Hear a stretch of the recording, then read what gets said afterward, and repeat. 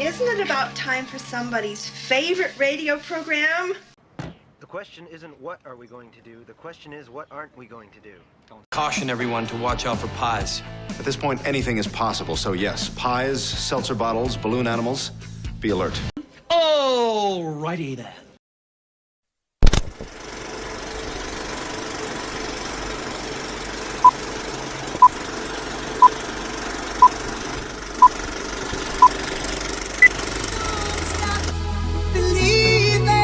Whatever it is we look forward to and whoever it is we're chasing, to that I say amen. Keep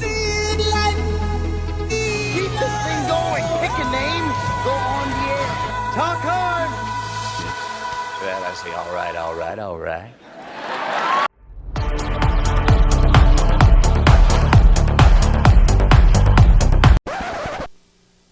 Imagine you enter the world of the Shogun warriors. They're on the move.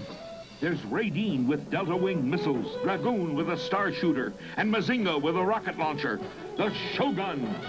Imagine you command them to defend freedom, protect justice, and challenge evil. The Shoguns. They're ready to strike when you are. Shogun warriors, Mazinga, Dragoon, Raydeen, equipped with their own gear, each sold separately from Mattel.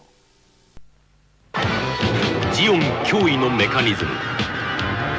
続々と開発されるモビルスーツ。パーフェクトコレクションバンダイのプラモデル機動戦士ガンダム。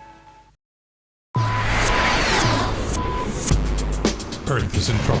Enemy attack! Enemy attack! We need the Gundams. It's here. All new Gundam wing action figure model kits. That's a mobile suit. Build your own Gundam mobile suit. A Gundam.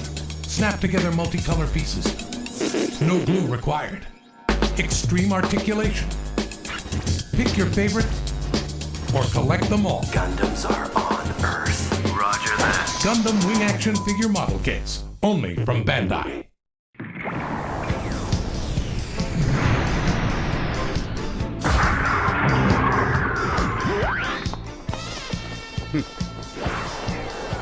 Mecha. これぞトヨタとジオニック社の技術の融合。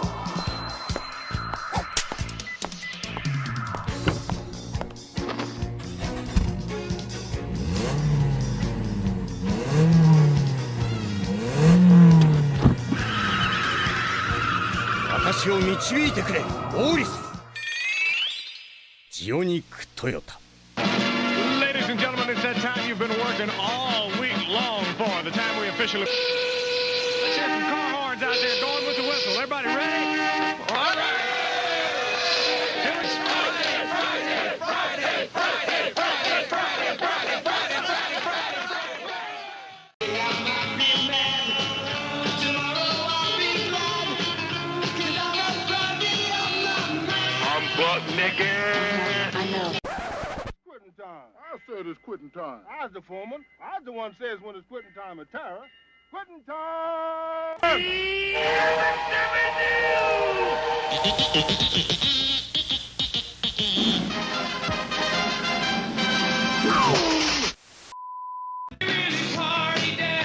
You are a wonderful person. It's a party town. Friday evening, what a feeling. Feel like singing. Losing his mind. And I'm reaping all the benefits. You're gonna need a bigger boat. It's a bold strategy, Cotton. Let's see if it pays off for him.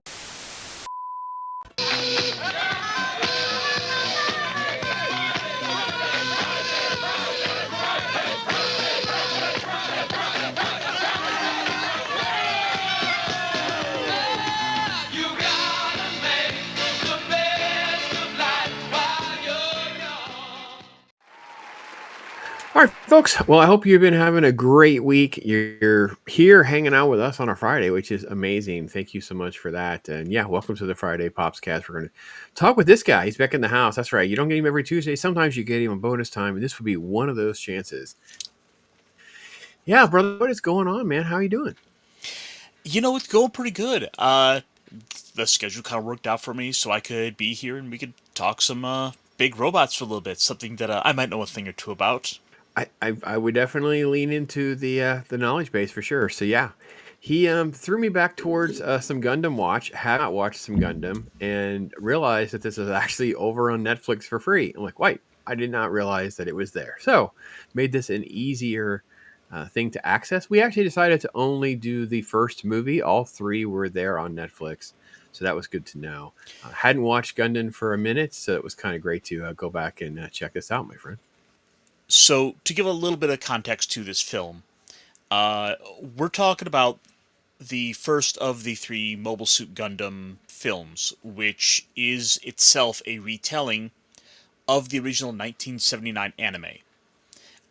So this is taking about the first, 15 to 18 episodes and condenses it down to about 2 hours. So these three films do serve as a good way to get the vast majority of the story of what would be a 43 episode series.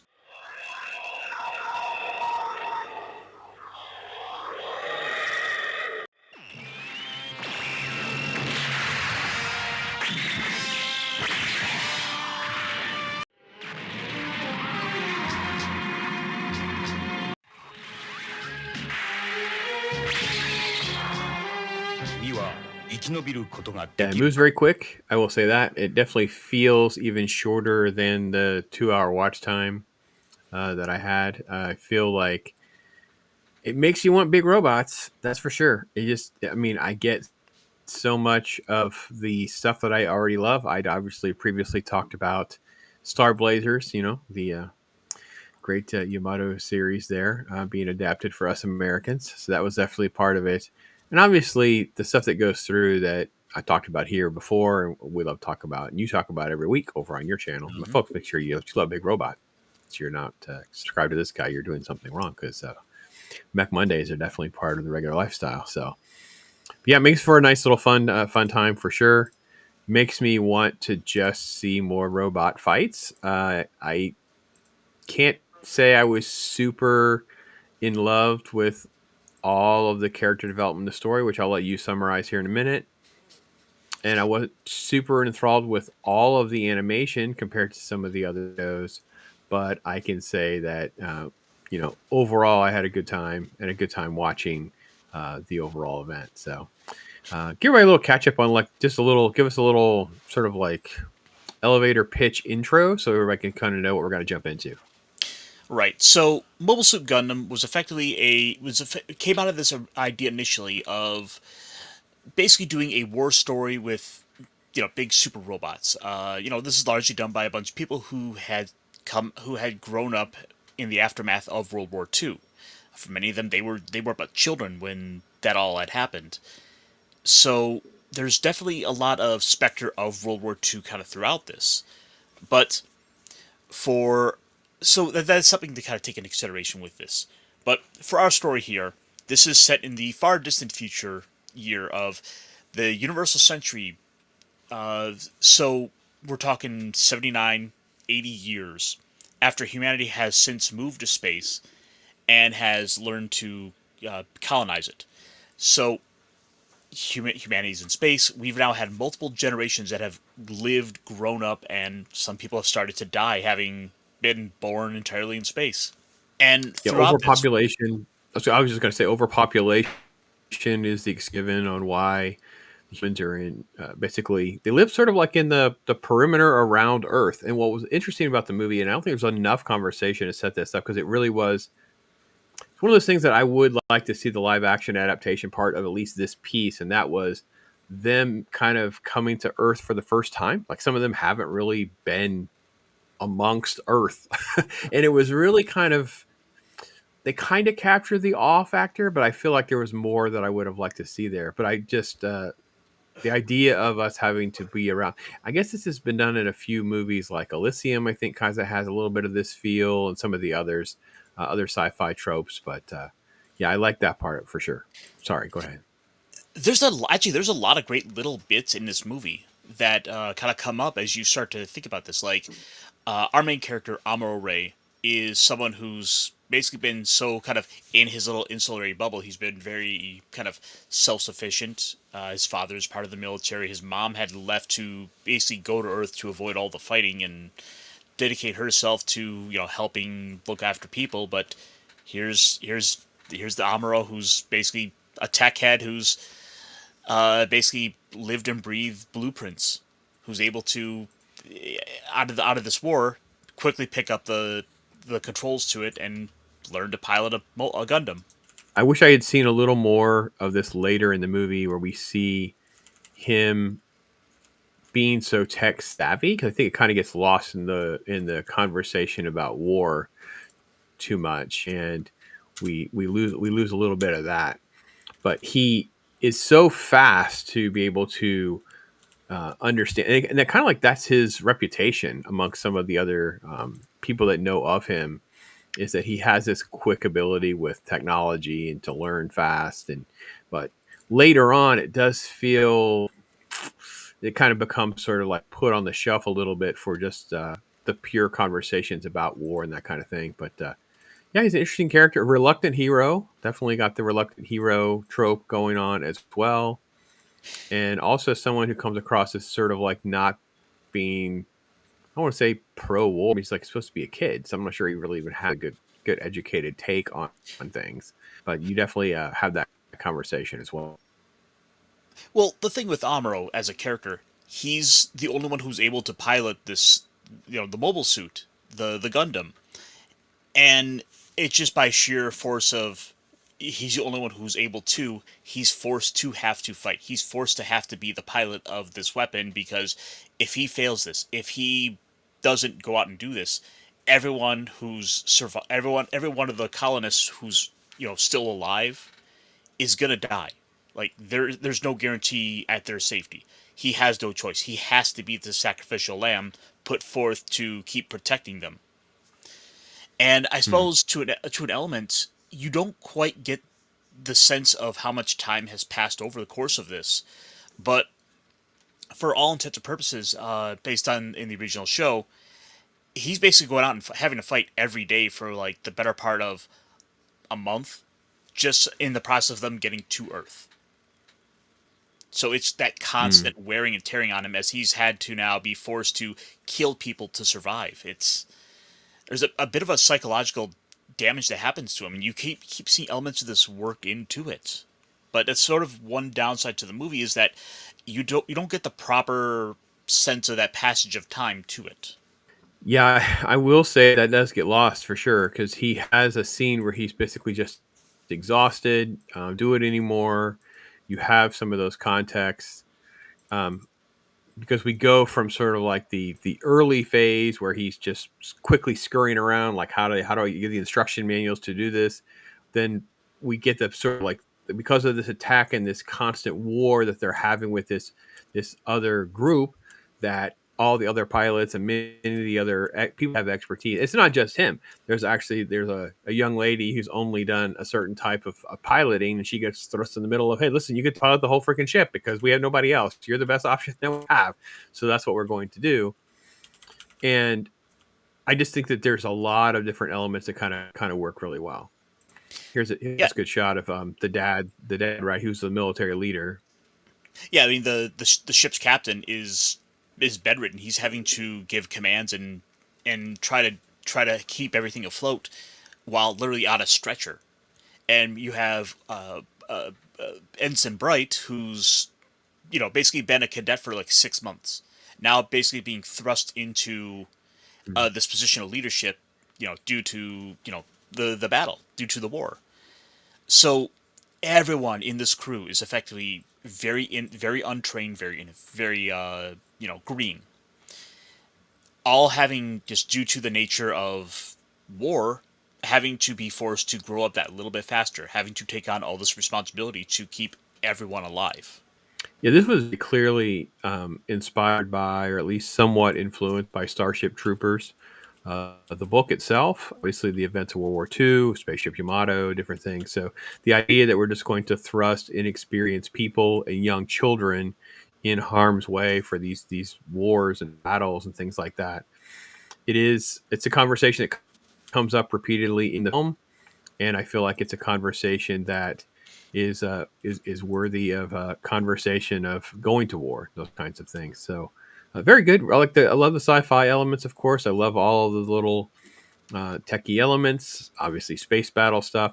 I'm not super high on that he has to look through the sight as much. I feel like with the kind of technology that we have, we're so far advanced that he'd be able to be either, because a lot of times he's looking through the sight and he's not even close to what he's supposed to be shooting at. But I feel like that piece was the weakest part of the sci-fi and stuff like that. But overall, well, nice feel put, for that genre. Go ahead.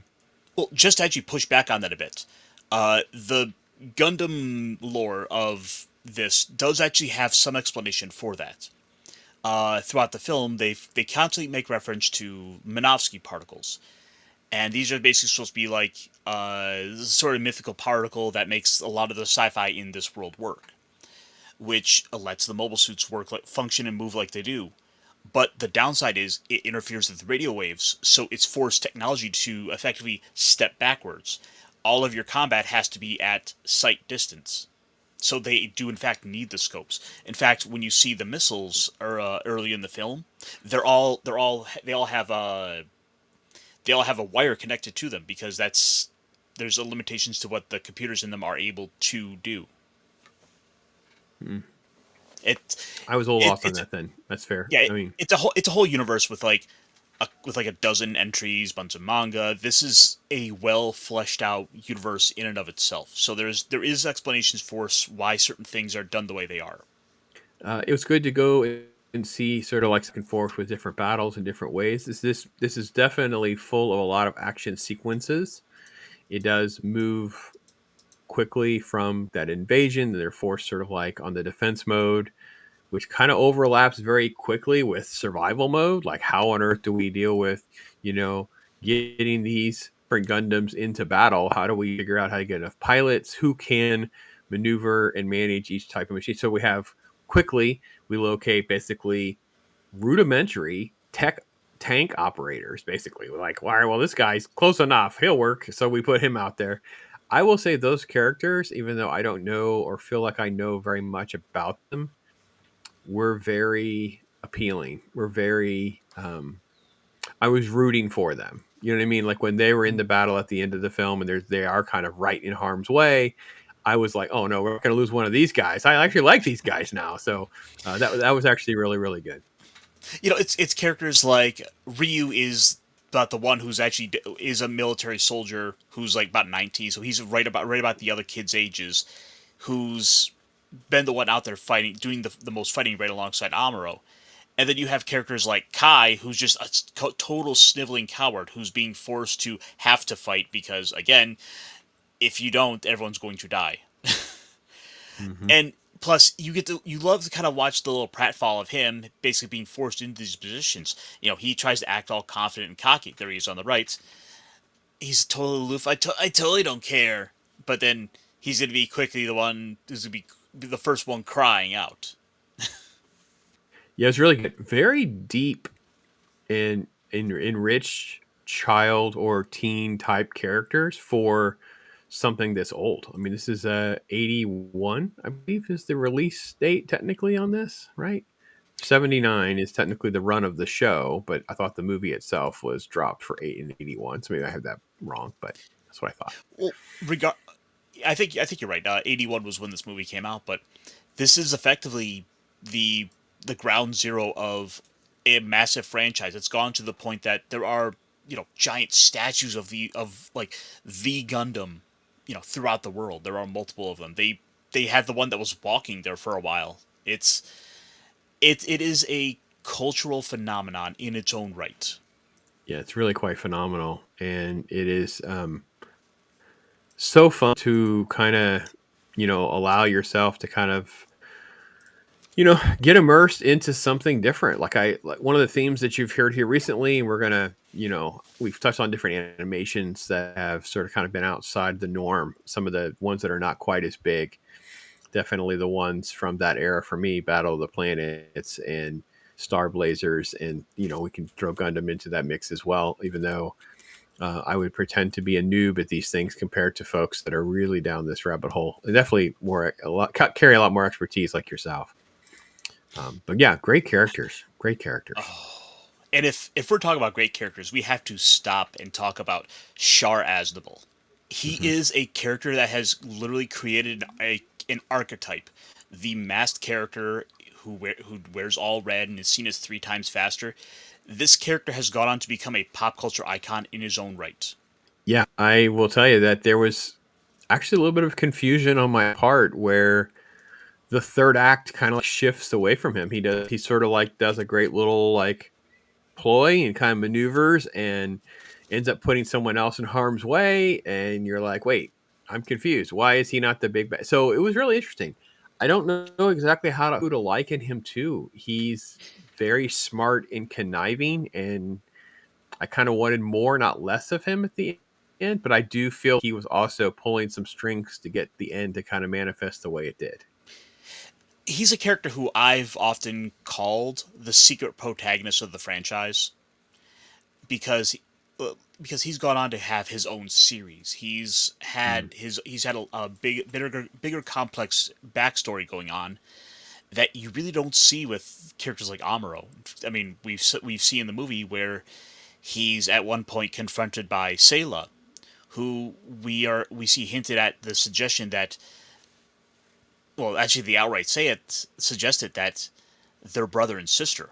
And then on top of all that, you then have that betrayal at the end there, where he winds up shooting down Garma and seeing to his death, as he says, blame the misfortune of your family name.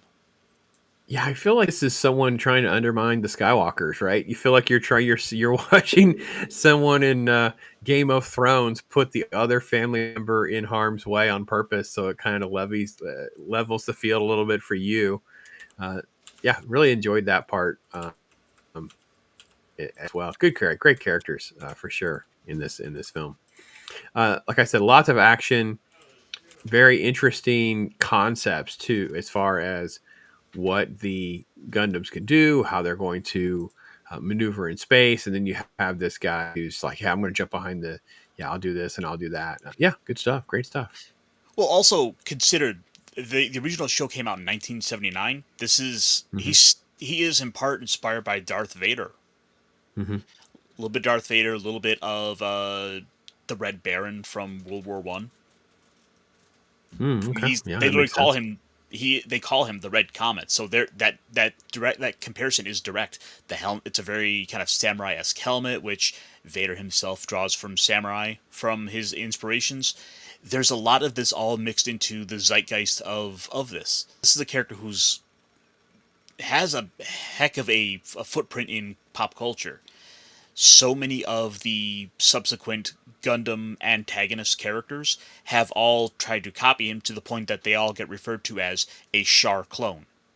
All right. A lot of education for old pops. I am definitely not far enough down the rabbit hole, but I will say I definitely enjoyed a lot of this and felt really easy to kind of get my head around. I'm interested to see how my grandkids will enjoy it or not. I don't know that when I'll get a chance to share that with them or kind of sit down with them to watch this, but I feel like my grandson should be engaged with this concept. He loves Star Blazers. He loved the stuff. That was my gateway to him, because I always see the battleship connections and things of that nature. And I know he's watched some anime. Big fan of Avatar. I know he likes some of the kind of the styles, the storytelling, some of the artwork, that kind of thing. So, yeah, good stuff. Love I love this. This was great. Actually, it's one of my favorite parts. Actually, this big fight scene coming to a head, and he actually gets to use the sword. I actually kept cheering for Amuro to figure out the sword, dude. It's like, dude, get your freaking lightsaber. Get it together. And then at the end, he almost drops it. I'm like, no, wait. What are we doing? Loved it. The re-entry sequence of them having to go through having to deal with the challenge of just getting back into Earth's atmosphere, on top of this being the time in which Char and his men come to attack, is just this fantastically tense sequence where and where one rogue shot, any danger like that can basically cause the death of everyone. Like if your protection is nicked, it's gonna burn away. You're gonna burn up. And we see the Zaku here, for example, who's basically crying out to Char to save him. Char could do nothing but tell him, like, I will make sure you do not die in vain. It was good. It was dark and heavy. They did such a great job of conveying that as well. I will. I love it that This is Amuro it. is This still is like the reading the book. see the reading manuals. Yeah, I would have loved more manual reading in his spare time instead of some of the other shots that I got, but I'll take it. I'll take what I get. I feel like there could have been, or at least it feels like, because there has to have been expertise that somehow they've died. It's like, well, you feel like there are other techs that would at least figure out where all the manuals are, at least to figure out how they'd be testing things or working on things in their spare time. But there's a lot of relationshipy type stuff that fills those gaps. I actually, to be honest, and this is actually a legitimate question. I'm not sure that I totally understand the motivations. Why can't they harmoniously live together? Well, the big issue is all right, so the Zeon forces are on one of the colonies that takes advantage of the Lagrange points, which are like an actual real world scientific idea about the most optimal locations for colonies and orbits around Earth. And their colony happens to be the one that is furthest away from Earth. Well, with that, they wind up feeling cut off and not having the same sort of proper representation. So this is very much that kind of America independence sort of mindset. That winds up unfortunately being tied to half of humanity's population all winds up being wiped out over the course of about 8 months. Right. And the one battle is discussed how they lose. Both sides are losing like half of all the soldiers, and there's just it would be interesting though, because I feel like it's almost like Hunger Games, right? You're at the low end of the bar. You're going to figure out how to strike out to get a better place, a better seat at the council, so to speak, for yourself and everyone that's in your group. But you end up weakening yourself in the process so much, you feel like you've allowed not only the top dog and you to lose so much ground, but now it's like some sort of Midland thing becomes more of the stronger power. So we don't feel that here, but I do feel like in the Gundam world we'll feel that. So, but yeah, great stuff, good stuff. The complex, it was also very complex without being confusing. Like I don't feel like I ever got totally lost. I always just feel like, and I know that it's being adapted from a TV show, so I know there's a lot more meat on the bone that they've horned in for this 2-hour movie, especially as there's 2 other movies to get through. But I always felt that, I guess. I always feel like there's more to it, and I don't totally know everything. So that's not a bad thing, but it's okay. Yeah, I enjoyed that. So so the next part of this is after they've gotten into Earth's atmosphere. It's basically come to be revealed that that Char was able to delay them and the window for them getting to safety, because the conflict has come to Earth as well, and where they've unfortunately wound up at is behind enemy lines. They've fallen into Zeon territory, so just them getting to Earth wasn't safety, because now they have the actual battle on land itself, where you have the ground forces that are all in place that are basically going to pepper them and continue to hound them every inch of territory that they're able to fly over. So now that they're on Earth, they have to again deal with this. There's still no rest for them to be found.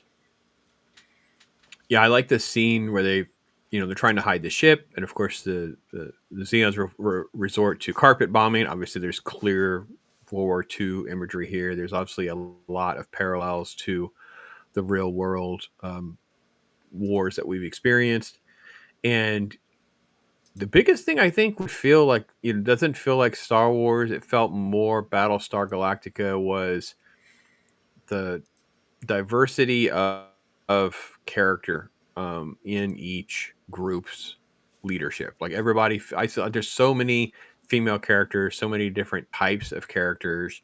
There's fat characters. There's quiet loser characters. There's also whiny witchy characters. So both sides are being showcased in this really constant moving conflict that obviously comes to a head as we get some really cool Gundam on Gundam action, basically.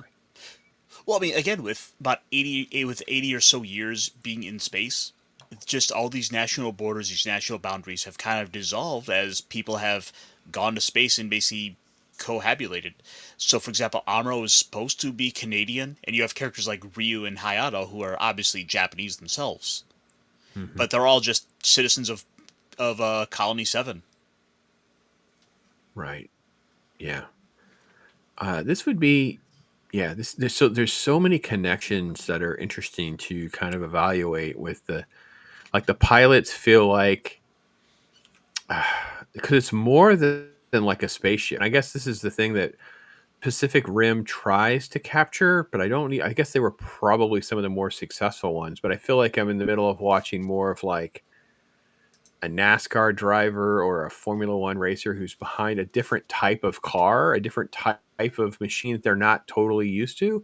So you end up with like a guy who may be in a lesser machine able to hold his own because he's just a better driver. And yet the guy Amuro, who has like the most superior tech imaginable, struggles at times because he doesn't know how to fight. He needs to be trained in actual tactics. Like I feel like this is the next piece for his old thing here is get a nap in, man. You need to learn actually how to fight. He just needs a nap. This is a guy who's like basically surviving on nothing but stimulants and the smell of napalm. Yeah. How would you think this would translate to live action?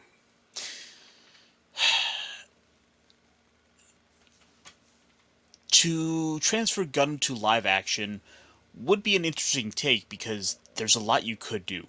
And I feel like if we were to just take this story right here, like this one movie, which is, one piece of this larger movie, I would say from the colony to Earth's re-entry would be a fantastic story arc to cover because there is the constant threat of battle. You have a lot of character development that can be made out of just the initial colony, like characters like, like I said, Sayla, Frau Boa, where she sees her mother and grandfather murdered right before her eyes in an explosion. There's a lot to be had there. So no, let me ask you again just a couple more questions about sort of like the final phase because I feel like we get Char he set himself up in a situation where he can kind of live on to see another day, and then whatever happens. He's almost like grinning because he stirred up all the storm for everybody else, and I feel like the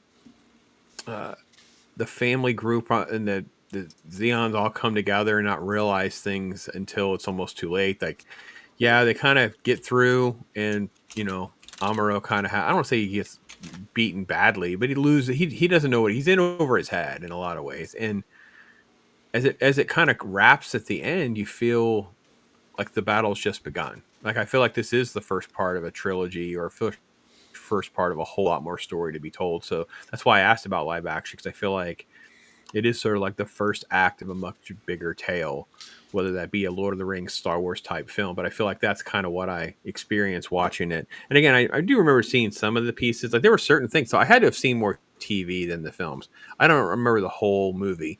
I definitely was flying blind in certain spots. But there were certain segments of pieces that I remembered. And I was like, wait, I remember this. So I think that there are things that parallel the TV show so much. That's what I remembered. But yeah, this was a great experience from that regard.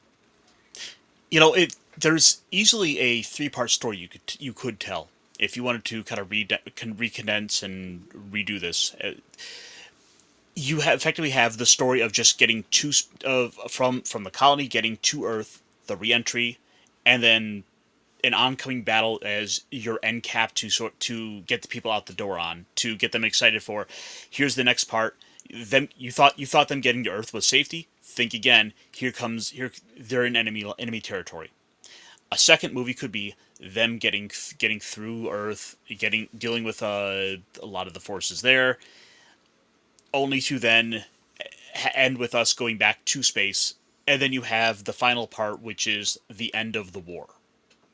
Now that they've become fully enlisted soldiers, they have to fight and help end this conflict.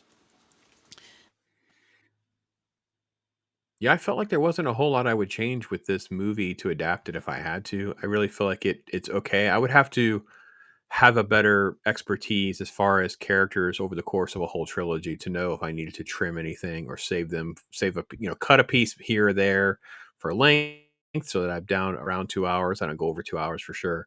Keep it electively. My goal would be an hour and 45 minutes, but I felt like there wasn't a ton of wasted stuff. There's not a lot of fluff or anything like that. I would probably have to lean a little more into some of the action and some of the conversational stuff. But to be able to convey that Starship Trooper war torn feel, it needs to be there, and it works pretty well. So yeah, no complaints there. I'm going to lean into a very strong 3 out of 5. I need to watch it again to get a good feel if I'm going to go 3.5. It's definitely like a 6 or that 6-7 range for me. I just feel, I think the hard thing for me too is the ages are a little hard sometimes, where I feel like he's supposed to be so young, and then he's around officers that are also young, have only been in 6 months, and so some of the dynamics and stuff are a little challenging. But again, I know with anime, this is one of my big pet peeves anyway. I have a hard time with a dude who's supposed to be 35 who doesn't look that much different than the guy that's supposed to be like 19. So it is a little tricky at times for me. I'm an old white guy. Sorry guys, I get it. But I would say the story is a nice, and the hard thing too is when you come at a movie like this, you come at content like this so much later, you don't see it as the precursor, you see it as a byproduct. So it's hard for me to set aside the fact of it's inspired by Starship Troopers, and it's way before the actual Starship Troopers movie and many other things. So that's in my bias of my score, because I may be considered low by a lot of people's standards. So what say you, my friend? It serves as a solid starting point to a larger world of Gundam. I think that 3 stars is probably a pretty good review to give this. Also considering the fact this is one part of a trilogy, and knowing that we do get that ultimately. So this isn't like an unfulfilled trilogy. It does suffer in some places from the fact that it ultimately is a condensing of a larger series. So some things, just due to time constraints, had to be sacrificed and dropped to the cutting floor. That said, the fundamentals, the key essentials are all here. And I like to think that it does a good enough job of making one want to check out more of this world, wanting to check out more of these characters. And in some cases, we do get just that.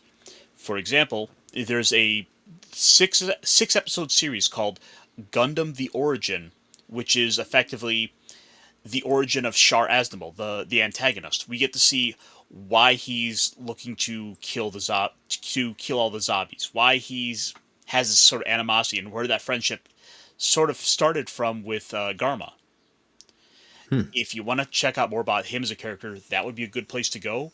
And plus, it does bleed right into the start of this show. So you get it both ways there, ultimately. You get to see why does he want to, take out these characters as this extra little side backstory that you really don't need to see, but you kind of want to. It's fascinating you say that too, because I'm down a rabbit hole, as you know, because I love really good movies, really good writing, really good directing, and why it works. So a few things that I've been into here recently, folks, you feel free to just, go to the channel and tool around. You'll see where some of the stuff will manifest itself in reviews. Affleck's original script for a movie called The Town was almost 400 pages because he had all these backstories of different characters in there.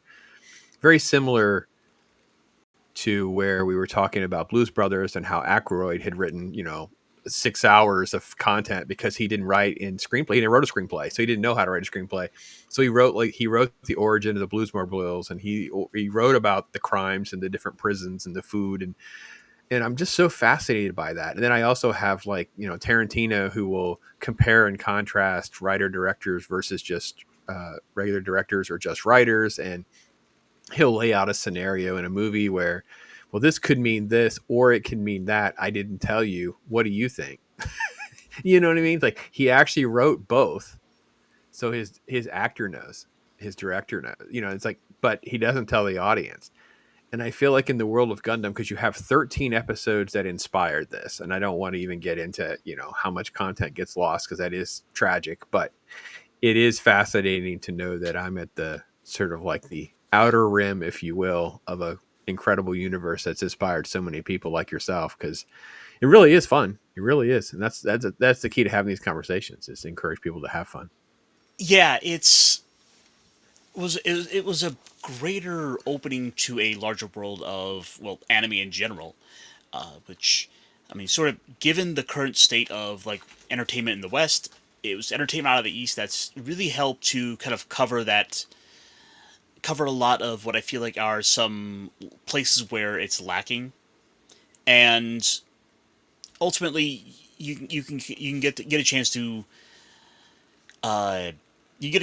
kind of broaden your horizons and find some other stuff that you may not have realized at first, but you'll quickly grow to love. That's very true. And I really have been down the rabbit hole. I really am enjoying. So, like, folks, if you've never seen this, this is a video. Let's see if I got audio. I don't know if audio will even go through or not, because I'm turn it off. So the real life size Gundam. These are like people down here in the bottom. You can't see. Look at him standing and moving his arms. And I'm like, okay, listen, I'm not headed to Japan anytime soon. He literally like walks off camera from my freaking screen share. Look at that. That's funny. Yeah. So, but yeah, Google that giant moving Gundam. And there's like 5 or 6 videos. There's actually different Gundams that actually exist in Japan. It almost feels like it should be a tour. You could just be taken around to these places and see these things. That's crazy. I mean, the thing is that statue actually was a tourist attraction that got people from all around the world to come see it. It was basically, I believe, set outside of one of the Gundam factories. So you want to go to the place where the suits where these are built, come check it out. We have a full size 1-to-1 scale Gundam that'll kind of move around and walk a little bit. And unfortunately, that one has been since torn down, but there is talk about it being rebuilt for the World Expo in Osaka this year. So be on the lookout. We should be seeing it again soon. The Gundam will rise. That's super cool. Super cool. Super fun stuff. Folks, obviously all of his stuff's in the description. And, you know, if you like even a taste of this guy's with me every Tuesday. We're doing Talk Hard. We're hanging out, talking about movies. And, yeah, if you love our conversation, know that he's also got another recommendation. If you haven't already seen it, we have a first-time watch video that we'll be doing as well. So make sure you, you know, if you're not connected and subscribed, we need you to get to this. You can have some fun hanging out with us. Tell us what you guys think. But yeah, man, I love it. I got my son-in-law and I were definitely talking about Gundams here recently. We went shopping with the ladies, went out on a nice little double date with my daughter and him, and he bought a couple Gundams models while we were out. It's like they had a sale where we were. It's like, oh, they're small, they're not big. We were discussing my inability to put Gundams together because of how small the parts are. Like, it's insanely. I mean, I love a good puzzle, but models are tricky, man. These pieces are like, I need tweezers and magnifying glasses. I'm getting too old, but I have great respect for it. I love it. Love looking at that kind of stuff. Super cool. So yeah, man, good pick. Good fun time, man. Good hanging out with you, man. We'll throw some more commercials and stuff at the end of stuff that Ironcaster loves. Some fun stuff that may surprise you, but you know what? Hey, that's the fun around here. It'll be an inside joke for us, even if it doesn't make sense to you. So, but make sure you're doing that good. Yeah, we'll get together and do another one of these. We'll do part 2 then. We'll do Mobile Gundam Suit. We'll figure out how to get that on the schedule. Maybe we can get all 3 of them done before the end of the year. That'd be kind of cool to have sort of like off the bucket list for sure. It's been too long since I got a chance to watch these movies, and I'm glad to have kind of revisited this because it's ultimately one of these stories that has really gone on to stay with me for many years since. I mean, it's kind of that inspirational backbone of who you are, right? And it's like you take them for granted. It's just that you don't you drift away with them all of our busyness, and we forget how much we love them and how much it inspired us. So yeah, glad we did it for sure. So Well, folks, I hope you enjoyed our time. Hopefully you're having a great time out there and you have a good weekend. Things go well for you. Find good stuff. Find good stuff that you enjoy. There's playlists below. If you've missed some of our other shows, we talk about different animation, different movies. We talk about different things here on the Friday show as well. It's all across my channel. We do this kind of thing. And again, every Tuesday night, man, come hang out with us, talk about some fun movies. If you're catching this in May, then anime is the thing. We're doing four anime films in 2025, and they're all clumped together for you to make it easy for you to find those. And we'll be having a good time through the rest of the year, so make sure you check that out. But yeah, man, Ironcaster, thanks, brother, for doing this, fitting me in on your day off, and doing this kind of talk's always great for me, man. I love it. Always a pleasure, man. Folks, you guys out there, you guys be blessed. You talk hard. Until next time, I am Pops.